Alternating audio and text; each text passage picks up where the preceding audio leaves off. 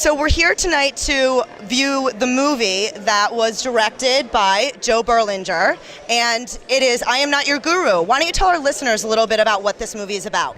Well, I see about 200,000 people a year in 100 countries, and so I've got a pretty crazy schedule. But once a year, I come back here to Florida, and I do a program for just 2,000 people, a big event, usually 10 or 12,000.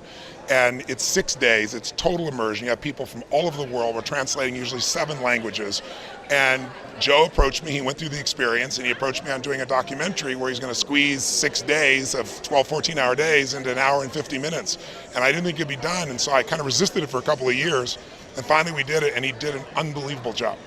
We haven't seen it. Tonight is obviously the screening of it, but I hear that he was immersed within your staff and within your seminar. He was there 16, 18 hours a day. He was at my house. He was everywhere. He captured everything. But he was able to compress it into an experience that when people are watching, they experience very often some transformations within themselves, which is really exciting to see. That's wonderful. Now, we're a fan. I'm a fan. We're all fans. And I see that you have a new book out. Yes. And there were some revisions done for 2016. Yes. Can you talk to us a little bit about those revisions and why they were needed? Well, it's just there's been changes in the law that relate to finances. The book is called Money Master the Game. It was the #1 bestseller. It's actually the #1 financial book of this century, so that's kind of nice, these last 16 years.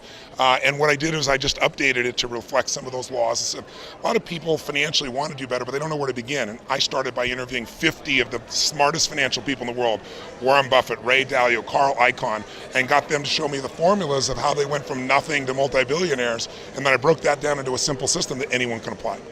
It's really incredible to watch you work, actually, and I have been reviewing some of the film tape with you and Oprah, and the fact that you had her there and you were able to walk her through fire. Yes. What does that fire represent for you, Tony? It's just the fire of your life, whatever stops people. Most of us have things that we want to make happen in our life, and we hesitate. You know, it's fear that stops us. I had some issues going on in my life, so he invited me to attend this event, and I went with a lot of skepticism and ended up having an amazing experience, a transformational experience. So that's when I said to him that, hey, you know, I really appreciate the gift of you allowing me to come to this event, and now I want to make a film about you.